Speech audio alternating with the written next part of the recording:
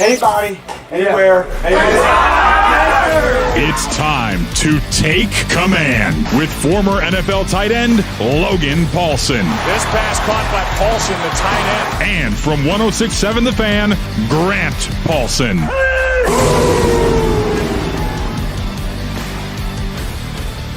Welcome into Take Command and happy holidays. Merry Christmas coming up to everybody celebrating. Logan, I hope you and the family have fun and wonderful holiday plans. You guys are ready for a big day at the Paulsen house.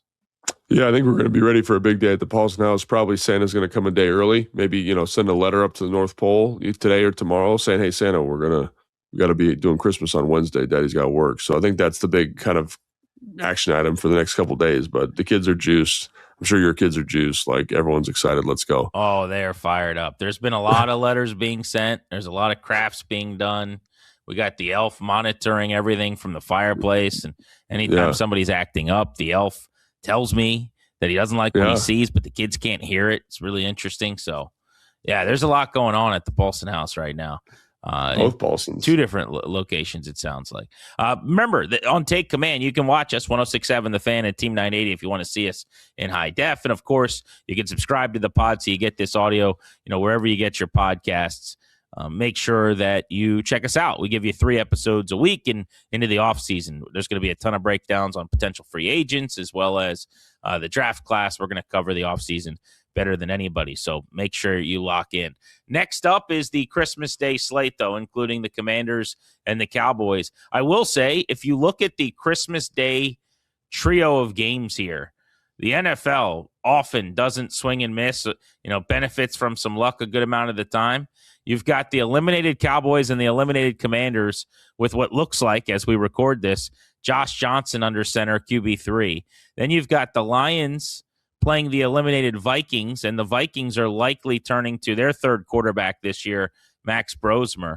And then you've got the Broncos and the eliminated Chiefs, and the Chiefs have a third quarterback that I've barely heard of, who's starting because Gardner Minshew got hurt after Patrick Mahomes got hurt. So this is not the 3 games on national TV on Christmas Day that the league thought it would be showcasing. Yeah, I was going to say, though, when you make the schedule, you're like, man, this is going to be sick, man. We got divisional games. These people could be pushing for the playoffs, and all of a sudden, all 3 of these games are for the division, man. Not so fast. Now it's on fire and not very good. So, it'll be interesting to see how that all shakes out. All right, let's get to the game we care about, which is the Cowboys, who are 6-8-1, and the Commanders.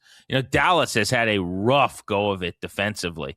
They made a few trades, and coming out of their bye week, I thought they were going to make the playoffs because their defense was playing really well. So let's zero in on Washington's offense against Dallas's defense first. But they allowed 16 to a terrible Raiders team. They looked good. Then they beat the Eagles and shut them out in the second half to do it. Then they beat the Chiefs. That was on Thanksgiving Day. And so they'd won 3 in a row and they were rolling. But since then, they gave up 44 to Detroit, 34 to Minnesota, and 34 to the Chargers. And tell me if you've heard this before, but their embattled defensive coordinator has changed his location. He has gone from the sideline to the booth. So this is the opposite of... You got to see it better up there, Grant. That's what you got to do. I think so. This is the opposite of the Joe Witt move, where he went from the booth to the sideline to fix everything. But Matt Eberflus has people calling for his job. This Cowboys defense is in shambles right now. Yeah, and it's funny because I think when you look at their defensive line specifically, Jadeveon Clowney, Donovan Zaraku, Kenny Clark, Osa Odigizua, obviously Quentin Williams is a new addition, Solomon Thomas, Perion Winfrey, they've got dudes that are aggressive, penetrating, active pass rushers. I think the issue is kind of the back end of the group, right? I think you look at the linebackers like Kenneth Murray, Shamar James, they are struggle bussing big time. And obviously Demarion Overshown has kind of come back and he looks like the part and he's playing good football. But the second level of this defense is not good. Like you talk about run fits, I'm doing a breakdown on my Phil Brankdown show. Make sure you check that out on the Commanders YouTube page. And sometimes I'm like, are these guys playing linebacker with their eyes closed? And that's just not good ball. And then you kind of move back another level. And I think the secondary is playing better than probably their grading at PFF. But I think you're still seeing a lot of issues in terms of coverage responsibilities, zones. It's just tough. It's a tough watch, especially as you move back in the defense. I think the defensive line is okay. But again, as you move back, it's just not the level of it's not NFL defense, basically. As a designer and a play caller, how much would you watch the team that just shredded them and say, let's do the same thing? Because they're watching the same tape and making some of those same adjustments, number one. Number two, you're not the Chargers, right? You're starting Josh Johnson. He ain't Justin Herbert. Herbert goes 23 of 29 for 3 bills and 2 touchdowns against them this week. You know, they were pretty balanced. How good is he playing, by the way? I know this isn't a Chargers show, but how good is Justin Herbert playing right now? Oh, he's playing dog. His face off. Yeah. I think I was actually talking to someone about this yesterday. I've got him right now, like he's on a top 5 heater. You know, everyone's talking about Trevor Lawrence, who's like joined the party, and he's finally been excellent under Liam Cohen, who designs offense beautifully. But like it's Stafford, May, Allen, maybe Lawrence, Herbert, like that's the collection right now. But like when you watch the Chargers, it's pretty balanced, right? They ran the ball 25 times. They dropped back a few more than 30. Herbert ended up scrambling about 8 times for 40 yards and a touchdown. Like, do you just go, oh, this concept works, let's go to this well? Or do you just have to be yourself because you can't pretend like you're the Chargers? They do everything better right now. Yeah, I think the thing with when you're building an offense, I think the thing that I would look to is just like, yeah, you're looking at concepts, you're looking at principles that work. I think the main thing you're trying to do is trying to figure out like what defensively their rules are. So like why that concept worked. Like what are they looking at? How did they get there? How did they create that space? And what is the offensive terminology that we employ? And what are the offensive techniques that we employ to create that same space? So like a good example of this is like, you know, I don't know, like there's like a huge play action shot, right? And everybody's like, oh, well, we got to run more play action.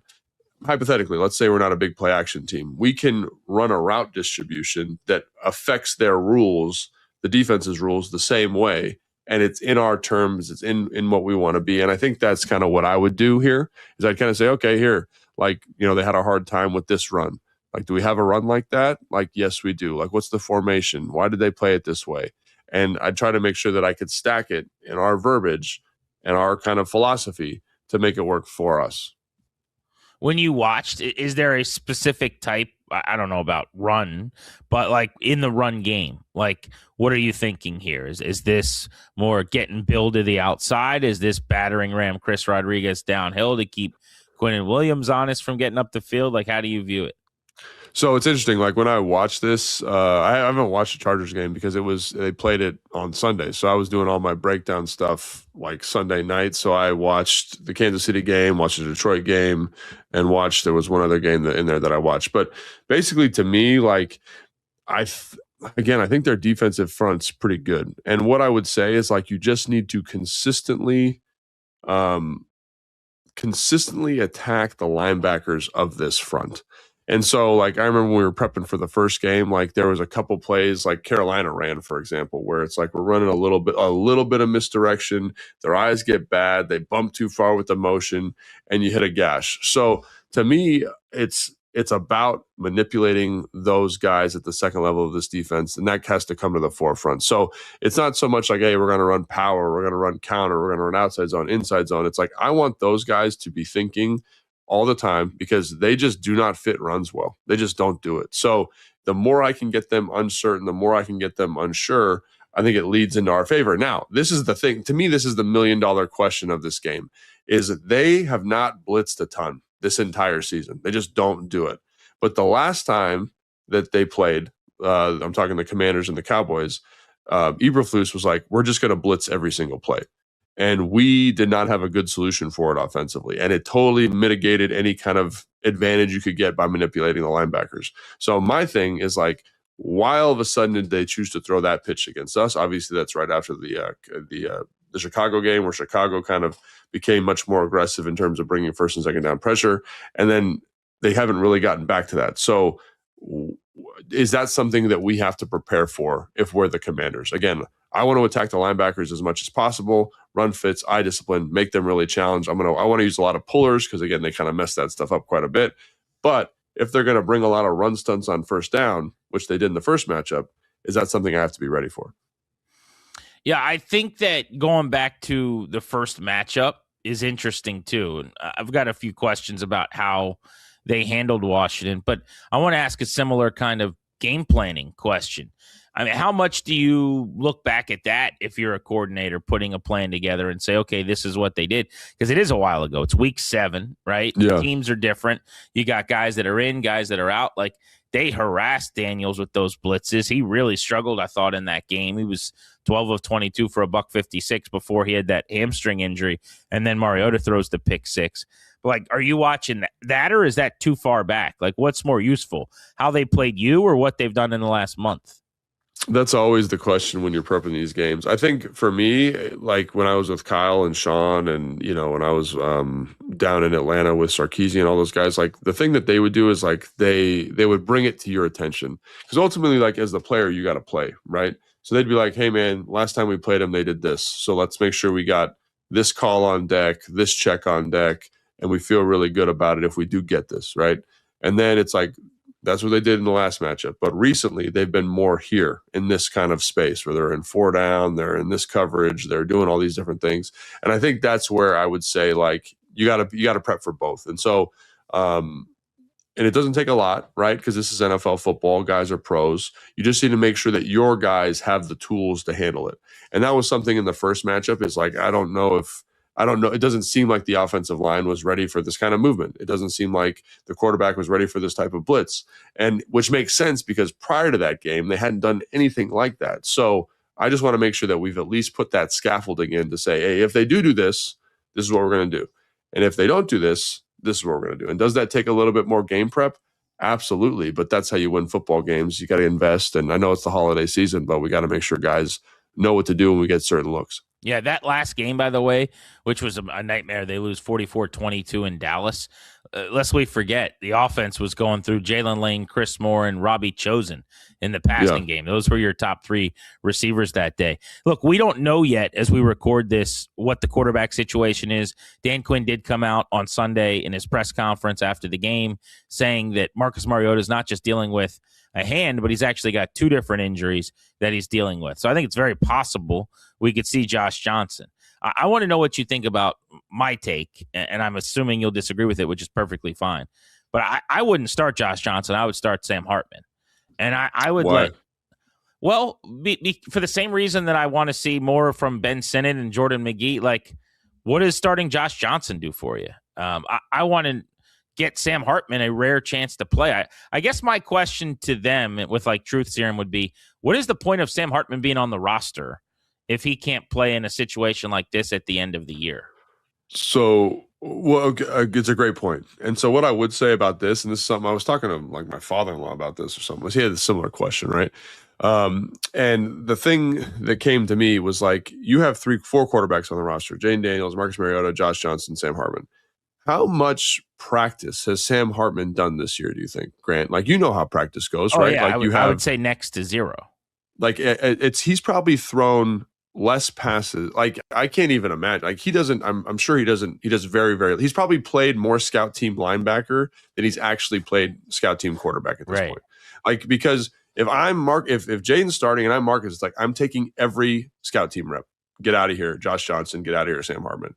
And if I'm Marcus Mariota and I'm starting, if I'm Josh Johnson, I'm taking every scout team rep because I'm getting myself back in throwing shape, right? So Sam Hartman, to me, I would assume, and I have no inside baseball on this, is just on teams that I've played for. Like, so when I was in Atlanta, and it was Matt Ryan, Matt Schaub, and, oh gosh, I forgot his name. Good dude, but like young guy coming in. He did not practice at all. Like, he would just stand there with like behind the quarterback. He'd help with the signals, but he didn't practice because those 2 guys wanted to make sure they were ready to rock and roll and ready to go. So again, based on the 3 quarterback structure, based on who's been up, like my argument against him playing is he's probably studied. He's probably got some type of project that he does for Jane Daniels every single week, right? In terms of saying, hey, like, hey, Sam, you got red zone. Like, let's make sure we're ready to go. And Marcus probably kept him going on that. So he's studying. He's ready to rock and roll. But I don't know how much he's played. Like, he hasn't played since preseason. And he's coming off an offseason with a shoulder surgery where he didn't look quite right in the preseason. So that's my thought on it. And again, like, I understand you wanting to see him. I just don't know. I don't see how he could possibly be ready, especially on a short week, to play a defense like the Dallas Cowboys. Which is fair. I feel like the plane has already kind of hit the mountain. And so, like, for me, it's just an opportunity. Like, it's not like I'm holding against him if he plays poorly. We've got that covered, I feel like, right? I mean, like, the Josh Johnson experience didn't go great. Now, this is not that I don't think he could play an NFL game. I watched him in the UFL. I've seen him win December games here with Jay Gruden. Like, this is a guy that's well-traveled. He's been all over the league. I think he could play fine. But, it's just my general philosophy, which understandably differs from what you're saying and from what they think. Like, I would be doing a lot of other things with the young guys, not prioritizing like having the best series or the best quarter. And that's not how they view it. And I get it. Like, that's the real world that they live in where. I think sorry to cut you off. I think this is even different than that. You know what I mean? Like I'm okay with you. Like, say, hypothetically, you wanted to give Jordan McGee the green dot. Yeah. Like, that's a different thing because he's played on teams. He's been in the defense. He's called it at practice, apparently, according to some stuff that John Keim has reported. It's like, so that's a different thing. Ben Sinnott, you want him to get more touches? That's a different thing. Like, he's played, get him more touches. That's fine. This, to me, seems like borderline unfair to Sam Hartman, right? And again, like Traylon Burks, you want him to play more? Great. Like, if Jalen Lane was healthy, get him in there. Like, those are different. That's a different dynamic. Even Brandon Coleman, like, let him play more. Great opportunity for him.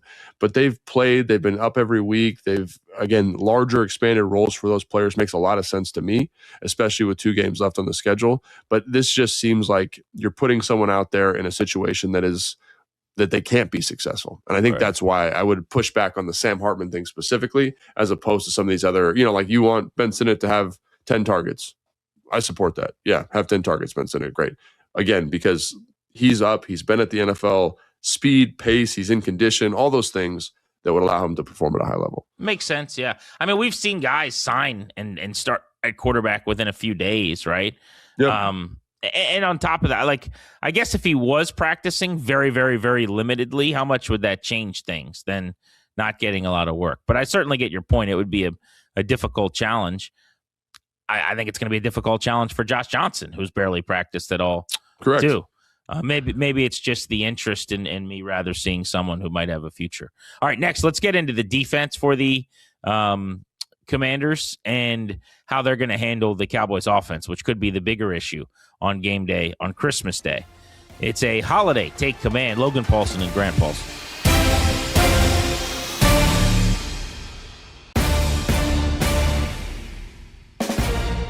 Welcome back to Take Command. Watch us 106.7 The Fan, Team 980 YouTubes, and of course, listen wherever you get your audio. Logan, here's where I have a problem with this matchup, and I feel the same way about this game as I did last week.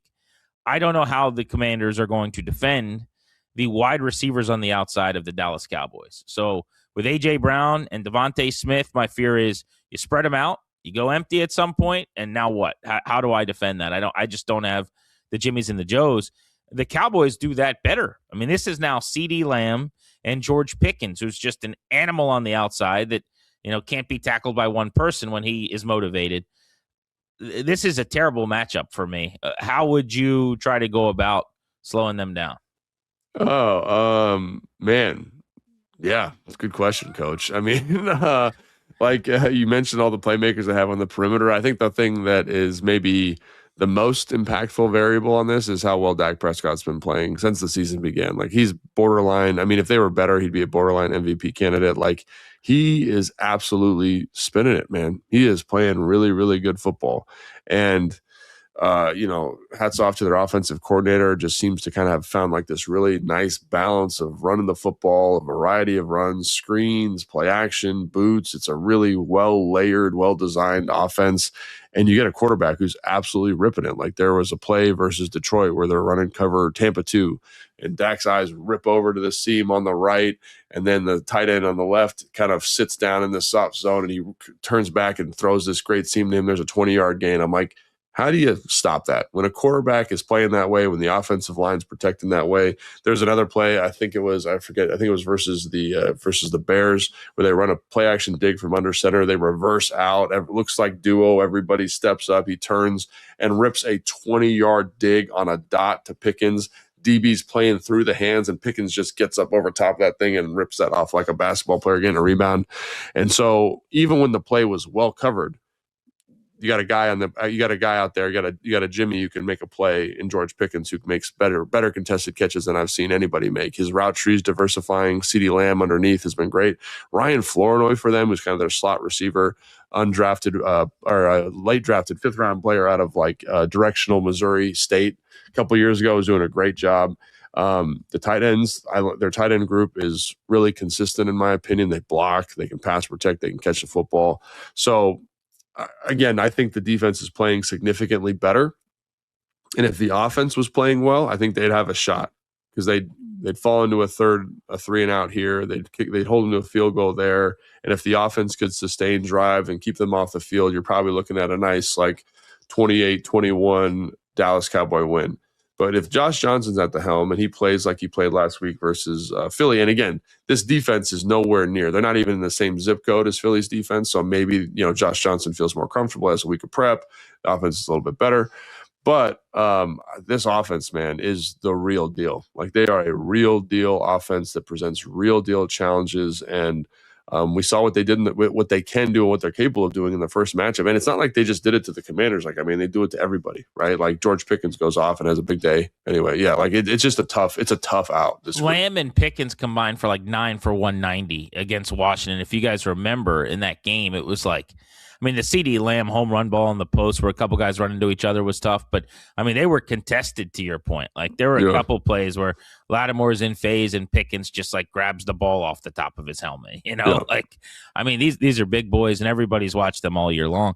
It's funny listening to you talk about them, because here they are, this team that is not going to make the playoffs, that has already been eliminated, that is, frankly, not that good collectively, right? You look at their record. And you're like, oh, come on. Let's not build them up to be some buzz. But on offense, they are. This is why they ripped off 3 straight against teams like Detroit and Kansas City, man. And it's odd to say this. I think in a matchup with Washington, they're a worse matchup than the Eagles. The way Dak played. By far. Yeah, with those receivers. Now, you might have a shot because they might give you one defensively. I'd rather obviously be on the field against the Cowboys defense than the Eagles. But in terms of personnel to slow them down, give me that Eagles offense led by Hurts every single day of the week. Because as you saw in the first half, there's going to be stretches where they'll get in their own way, which isn't even to talk about the fact that they're missing multiple field goals and Brandon Aubrey can be good from the parking lot, right? This dude's got a leg to be good from 70. But yeah, they are. Man, it would be maddening to be a Cowboys fan. First, because you're a Cowboys fan, and imagine that existence. But secondly, this offense, I sometimes break teams down by phase where I'm okay, you have a 10-win offense, a 6-win defense. This is a 14-win personnel group on offense, in my opinion. It's that good. And then, as the sum of their parts, they end up missing the playoffs as whatever they'll be, an 8-win team or something. And I think that's the other thing, too, is so their skill positions group is playing really, really well, lights out, honestly. And then they've made some changes on the offensive line. And so that group, I think, was a really up and down. Tyler Guyton was really struggling. He was a red grade for a while at PFF, which is not the end all be all, but I think it gives you an indication of where a player's at. Move Tyler Smith out, their all world left guard out to tackle. And then all of a sudden, TJ Bass steps in, and the group is playing really well. Cooper Beebe at center, and Terrence Steele is playing better at the right tackle spot. And you're dang, that group is playing good football. They're running the football better. Javonte Williams, they are a well-oiled. And I think to me, we talked about with Philly, some of the limitations in the offense, how there's these static pictures. It's these static formations. They kind of get into these obvious, this is what we're going to do based on formation setups.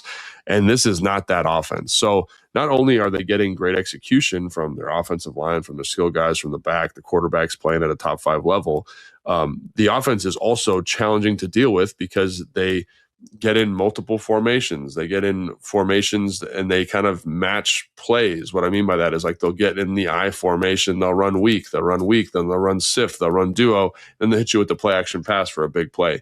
It has a lot of the same rhythms to when you watch a Kyle Shanahan or Sean McVay offense. Now, the play selection is different, But what they are able to get to is very, very similar in terms of they were going to run here on first down. We're going to screen on second down. We're going to hit a boot here. We're going to hit a play action shot. Back to the run game. We're going to run out of spread. We're going to run out of condense. Here's 13. Here's 12. And so I think I look at that and like that is big boy NFL difficult offense to deal with no matter who's at the helm. And all of a sudden you have now some of the best playmakers in the NFL on your team, or at least they're playing that way at the moment. Like it's tough, man. This is a tough situation for Dan Quinn and this defense to be in, because I'd say, oh, well, like if you really want to be disruptive, you'd play coverage, you'd rush with 4, you find ways to bring simulated pressures. They just haven't been able to do that consistently over the course of the year, because I do think Mikey Sanders still's playing really, really well since moving to the outside spot, right? I think the other quarterback spot has been good, held down by kind of committee there. Hamilton, Jones, who's ever in there has done fine. But could you imagine Hamilton, who is 32 years old, who is playing his first meaningful football in 2 years, covering George Pickens? Like, that's not an indictment of Hamilton. Like, he makes guys who are really, really good look bad, you know? And so, like, I it's just just saw like it. I mean, he was covering Antonio Brown in man coverage, at times this week. And it's like, this is not, I don't care who your coach is or what you're calling. Like, this is not going to consistently work. By the way, your point on Pickens. So he went 7 for 130 against the Chargers, who are excellent on the outside against wide receivers this year. It's the most they've given up in any game. Big bounce back for him because he had back-to-back down games. But George Pickens now, aligned outside, is tied for number 1 in the NFL this season with 1,230 yards. It's him and Jackson Smith and Jigba, lined up outside. But basically, like if you want to know, like, what scares the crap out of me if I'm the Commanders or as a Commanders fan watching these games, is a team going to line up in 11 personnel and operate at a high level with good outside wide receivers. The Cowboys are 6.7 yards per play, second best in the league out of 11 personnel, which they rock 65% of the time, which is a top 10 rate. Like that's where I kind of stay up at night. And now you're talking about, like, we haven't even talked about CeeDee Lamb, who's a top 3 receiver in football, maybe. I mean, like, that dude, middle of the field, in breakers, running some of those digs and dagger stuff. Like, him and Dak Prescott, it's like Goff and Amon-Ra or something. Like, they are on that wavelength. Dak, by the way, I'm glad you gave him credit because he's gone for 250 in 6 straight games. Only Goff with 7 has a longer stretch of 250-yard games, and he's 1 away from tying Tony Romo's record. He's been really, really good. So then I guess redundant, but to finish this off, like, what's how would you muddy this thing up or at least make them earn everything? Yeah, I think the formula for this team, like the last couple of weeks, is going to be the formula on Christmas Day, where it's like, can you just muddy the picture from a coverage standpoint enough so that Dak has to hold the football? Again, versus Jalen Hurts, primo, because he does that anyway, right? Dak, dude, I was watching the Minnesota game, and, they do all this zero. Everyone's at the line of scrimmage. We got, the 4 across the back. Like, what's the coverage? And this dude, multiple times in this game, gets up and says, ignore these rushers. We're sliding to the left. Back, you've got this guy here. And I'll be damned if that's not exactly the rush. And the ball goes to the right spot. Like, not only is he physically playing well, but mentally he's playing well also. Because I was like, well, how did Dallas deal with the protection? Dak just knew based on some weird body language tell that, like, these guys aren't blitzing and this is where the protection should go. So I'm going to sit back here and let this thing rip. And so that's the other thing he does really well right now. I'm not saying better than anybody because I haven't watched everybody in the league, but your ability to, through cadence, and that's the other thing, man, like, his hard count work at the line of scrimmage is tremendous, right? Like, he'll get up there, hard count, he'll see a little bit of a rotation, he'll call it out, he'll get the protection targeted, and then rip a dig for 25 yards. How many times are we going to hear that here we go? Well, that's the other thing. It's like, so I'm like, oh, we're at home on Christmas Day. Like, maybe it's loud enough. Like, I think they're going to be able to go on regular cadence because I think there's going to be a lot of Dallas fans. I am worried about. Well, let's talk about that next because I think the turnout at this game could be a bit rough for the lads in terms of getting the home field support that they're looking for. He's Logan. I'm Grant. It's Take Command.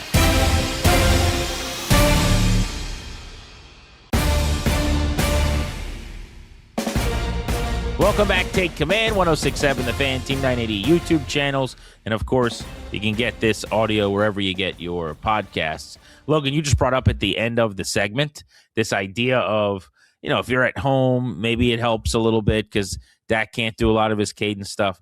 Not in this game. I mean, you just saw it. I think there were more Eagles fans at the stadium than Commanders fans, which was tough, but certainly by the end of the game, it wasn't even close. And now you've got a Christmas Day game. And I'm not blaming anybody who doesn't go. It's your fandom. It's your prerogative. By the way, for the first time in many, many years, I think I'm probably not going to go to the game, when I can't. Just because I got 4 young kids and I'm leaving them on Christmas Day, and it's tough, right? So there's going to be a lot of people making those types of business and family decisions. Having said that, there's a lot of Cowboys fans who got these tickets for Christmas who are in the area who are going to be at the game. But regardless, this is not going to look like a home field advantage, it doesn't feel like.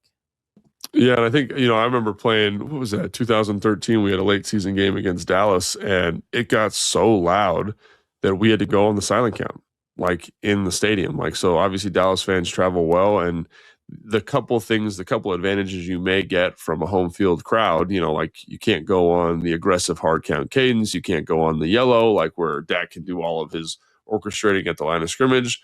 Like that's going to be on the table, and it's going to put our offense in a little bit more of a difficult situation. So, again, obviously it doesn't sound like we're super optimistic about, the defense's ability to stop Dallas's offense. But I will say, like, Dan last week did a great job hiding coverages, disguising coverages. Guys did a great job in coverage situations, especially in the first half. Maybe you get a similar performance and you get enough support from the offense. Maybe you get a play on special teams. I think that's the other thing that's a little bit disappointing is Jalen Lane out, obviously, with the ankle injury, and is going to miss the rest of the season. Really, really, really, really wanted to see him break the record, man. That would have been really cool for him. Obviously, tied the record, be Mitch. He's in good company. But, like, can you get an explosive play from special teams? Can you get an explosive play defensively? Like, those things are how you're going to win this football game. And I know we've said that a lot this year, but that's basically how I'm looking at the landscape at the moment. It's an uphill push. Not saying they can't win. It's just going to be tough. The matchup favors Dallas. Washington's going in on paper as underdogs, 5.5 points. That brings us to the pick segment, brought to you by the FanDuel Sportsbook. Make every moment more. I'm actually looking at an individual player prop here. I'm going to have George Pickens over 70 receiving yards in this game. I just have a hard time, as we talked about in the defensive breakdown, seeing Washington hang with George Pickens, and I'm not really sure who's going to cover him a whole lot. Sanders still is going to get CeeDee Lamb, presumably a good bit. They do move both of those guys around, but if it's Antonio Hamilton or if it's Jonathan Jones, who's competitive but a little undersized, I think Pickens is going to be able to put up numbers in this game. Once again, that was the pick segment brought to you by FanDuel Sportsbook. Make every moment more. All right, Logan, who eats? Let's look at the Commanders offense first. Who's someone that you feel like has to have a big game and projects to have a nice game against this Dallas personnel? Yeah, obviously we don't know who's going to play, but I think the guy that would come to the forefront here for me is one of the backs, maybe Chris Rodriguez, depending on who's healthy coming into the short week, because they're going to need to run the heck out of the football. And like I said, I think the defensive line for the Dallas Cowboys is pretty good, but I also think their linebackers struggle tremendously, especially with run fits off of kind of dynamic pictures pre-snap. So running backs got to have a big day, got to possess the football, and again, kind of eliminate some of the stress on Josh Johnson. And I know that's, from an analytics perspective, like running the football doesn't always lead to de-stressing the quarterback. But I think if you can find efficiency there, kind of win your one-on-ones up front, I think you got a shot. So that's kind of what I'm going to look at there. I'm going to go with the interior of Washington's offensive line as my area where they've just got to be clean. It has to be good. Since the trade for Quinnen Williams, which was back in week 10, his first game was week 11, he's had a pressure rate over 20%, which he's playing well, is best among all defensive tackles in the NFL. And you highlighted that the tape showed you that this guy was making an impact. The numbers bear that out. Osa Odigizua has also been really, really good. His top 12 in pressure rate over that time. They can't really get anything from the edges right now. Their pressure rate's been brutal off the edge, is third lowest in the NFL during that time as well. But on the interior, they can get home. So that would be on offense, something to zero in on. Defensively, who eats? Someone who's got to eat, who has eaten the last couple of weeks, is Mike Sanderson. I hope that continues. Like, you're going to have a huge ask on Thursday. And we need to get a turnover. We need to make big plays. And he's been the guy that's consistently turning the football over, and his ball awareness has been great. So he needs to get one and needs to play big. And he's played big the last couple of weeks. Hopefully that continues. Yeah, Sandra still showing up. The pick 2 weeks ago, the PBU this past week, obviously generated a takeaway on teams as well. He continues to make plays. Merry Christmas and happy holidays to everybody. It means a ton to us that you follow us and that you enjoy Take Command. So thank you so much for watching and listening throughout this football season. 3 episodes a week. We're going strong through week 18, and then we're on to the off season to give you free agency and draft prep. But thank you very much for making this show part of your feeds, and happy holidays. Logan, enjoy your Christmas. Yeah, happy holidays, everybody. And Grant, you do the same.